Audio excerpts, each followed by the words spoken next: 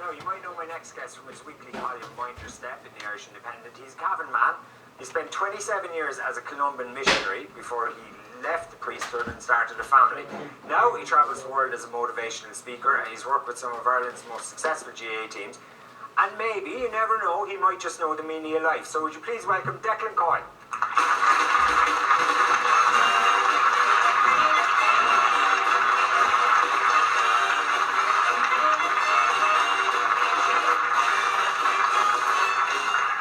Declan, how are you? Great. Yeah, so no pressure, no, just the meaning of life, okay?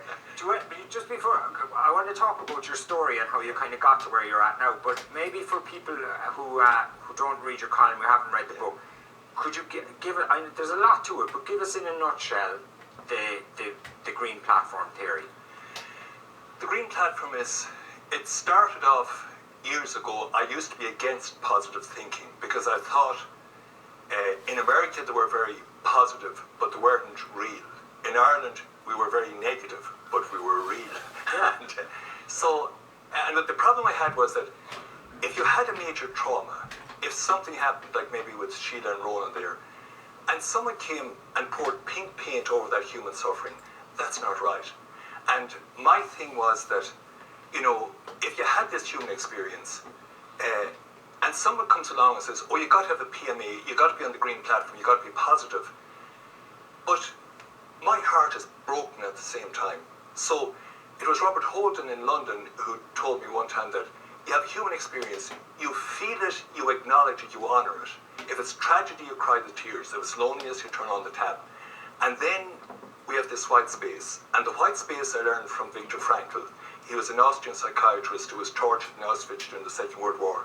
I was lucky enough to meet him during my postgraduate studies in Canada.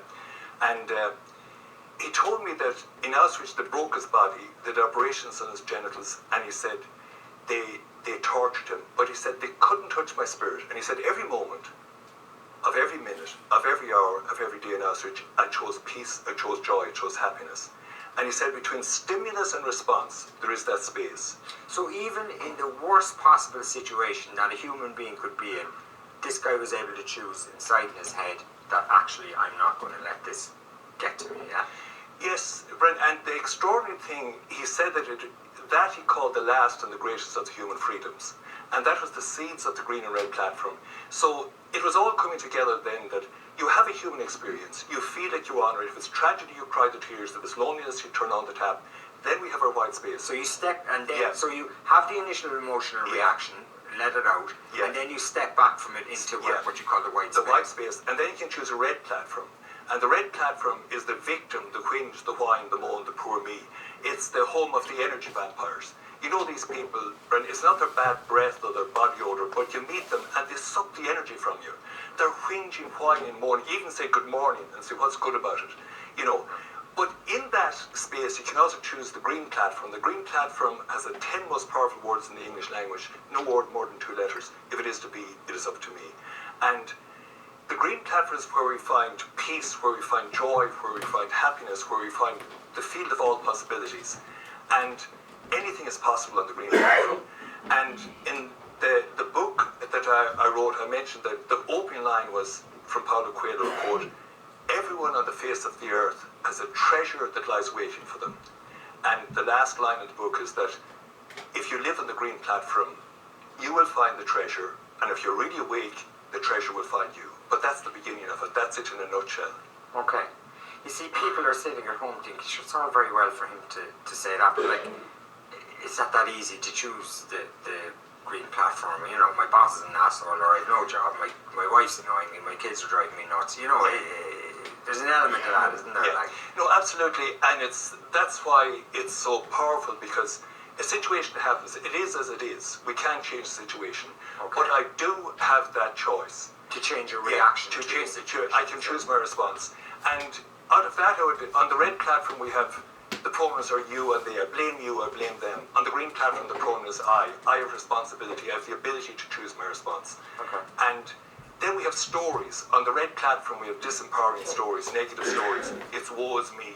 This is a disaster. On the Green Platform, you can equally make your choice and you can say, no, it's a great opportunity, or I can handle this. So just making those choices, and nothing has any meaning but the meaning I give it. A fact has no meaning, a situation has no meaning, or an event has no meaning, unless I make up a story about it. And my question to people, Brendan, is why are you making up a story that makes you feel bad on the red platform when you can make up a story that makes you feel good on the green platform? Okay. So your own story is very interesting as to kind of how you came here. You started out as a priest. I suspect you went into the priesthood, that your generation of guys, it was kind of post-Vatican II, liberation theology, a bit hippy-dippy, we're going to save the world kind of thing, was it? Exactly. Yeah. We nearly did save the world. Yeah. So it was very simple. I remember one day at home reading an article in the Far East, and it was about a priest working out in a slum in El Monte outside Lima, and he said he had 40,000 people in the slum. And it was the simplest thing. If I go out and help him, he'll only have 20,000. So that was the beginnings of it. Went through 7 years in Dalian with the Columbans, was ordained, then was sent to Ottawa to do postgraduate studies. At the end of it, I was appointed to teach in Boston. But I wrote to the Superior General and I said, look, I've 9 years of post-secondary school study, but if you give me 5 years in the slum in the Philippines or Latin America, where the people who live in the slums have been to the University of Life, and they teach me, I get this in my blood and my guts and my bones, then I teach anywhere. So he immediately sent me back in a letter and said, you're appointed to the Philippines for 5 years. So I went out to the Philippines, and I went out again to evangelize the poor in the Philippines. It didn't work that way. They evangelized me, Right. you know. And but it was horrific. I remember 35 years ago, sitting. I was getting the ready for with a program called the Late Late Show. I don't know if you heard of it. No, but it's probably gone off the air at this stage. But I think it is. Got off the boil anyway. Absolutely. And I'm only joking. But Gabe Byrne asked me, I remember he said, what was it like? And I just said, look, the last 90 days I was in the Philippines, I buried 65 children under 2 years old, all who died from hunger or hunger-related diseases. And then I remember coming back to Cavan, and there you are there. that was just those little open coffins and the dead children, the flies crawling around their eyes and ants crawling around their faces. And the tragedy, the pain, the hurt of those people just losing their children. But then coming back to County Cavan and seeing similar, sadness on people's faces, I said, what's wrong? I said, Cavan lost the first round of the championship. I mean, and I was trying to tune in to those problems. And it kind of left you bitter, am I right? It kind of left you angry and... Yeah, it was... When I'd gone there full of the joys, as you say, we were going to change the world and everything, and then you were hit with this enormous poverty and injustice and the tragedy of people's lives. And hungry people dying from hunger in a world full of food. So Dennis Murphy was a Jesuit priest, and he came to me after the 5 years I was there, and he said, you come back to Ireland now. I have one question for you. He said, are you a happier, more joyful person go back now, or are you more angry and bitter? And I said, Dennis, without question, more angry and bitter. And then he nailed me. And he said, if you're going to come back to this slum, he said, you must bring joy to the people. Because he says, if you're just another angry, worker for justice, or the last thing that people need in the slum is that, bring them joy or bring them nothing. Because he said, justice and all the work you're doing combined with an angry personality, and that's what started me thinking, and that's what got me back to Viktor Frankl and making that choice. Now, I suppose another big turning point in your life then was that you left the priesthood and you met Annette. Had you become disillusioned with the priesthood anyway, or did you fall in love and decide to go? It was never disillusionment, because with the Columbans, you really couldn't become disillusioned, because they narrowed it down to just two things. It was service of the poor, working with the poor, and prayer. That was just the way they nailed it down. So when Annette came along, you were faced with two goods, and the difficulty I had was that if I got married, would I still be able to continue the work, But the Columbans were amazing, because I told them I was to get married, and the response was, look, get married if you want to get married, but you're still not off the team. There's still poverty, there's still hunger, and still injustice. So I've worked with them doing videos and that since, and they've been fantastic. And listen, I know that one of the joys that came out of meeting Annette was your son, Alexander. Yeah. You say in the dedication to the book that Alexander is the embodiment of the Green Platform. Why is that? Absolutely, Brendan, because there's one chapter in the book where I say that I talk about the ego, and on the red platform, the ego is the false self. And the ego will get you into the past with shame or guilt or regret, or into the future with fear, anxiety, or worry. But like a shadow cannot live in sunshine, the ego cannot live in the now, in the present moment. And the ego will work its socks off to keep us from our happiness now. But then along comes Alexander, and he's our third child. Genevieve is her first, she's 20, then Fiona's 17, then little Alexander is 9. He's here. He's been very good. Yeah, he's been very good. Alexander. Yeah, he's here. He's been very good.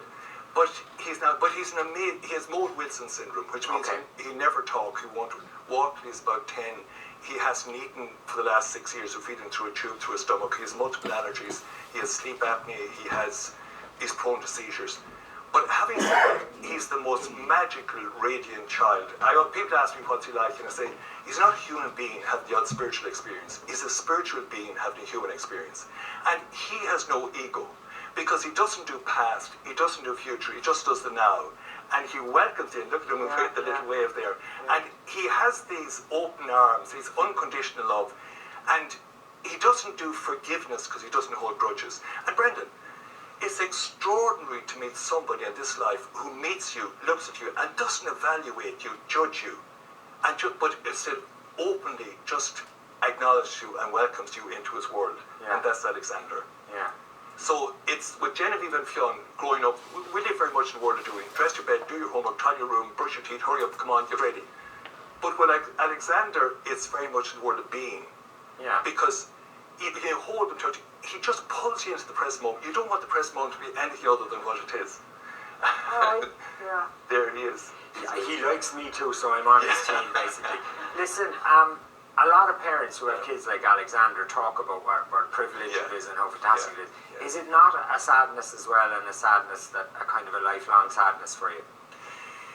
No, I could say that it's an enormous privilege to have him, Brent, because that's the green and red platform. Like, we could make a choice, and we went through this. We could have become on the red platform the victim, the poor me, the whinge, the whine.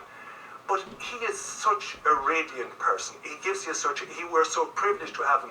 Mary, his godmother, remember when he came home, she was crying when she heard about the diagnosis. And then she looked at him and she said, we're going to have to love you even more, if that's possible. Yeah. But he reminds me, I remember one time John Vanier and Mother Teresa gives a talk one time in Ottawa, and John Vanier works a lot with special needs children. And he said, we have two options. We either put them up against the wall and shoot them because they're not economically viable units, or else we learn from them what love is. And that's what Alexander has been. He teaches us what unconditional love is. Like the flowers of the field, they bloom, the sun shines, he just radiates. Thank you very much. Ladies and gentlemen, Declan Coyle.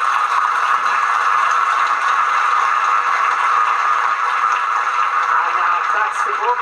It's called the Green Platform, and actually I have to say I'm getting a lot out of it myself. It's available from greenplatform.ie, and the proceeds of the book are going to the Jack and Jill Foundation and also to Alexander's School.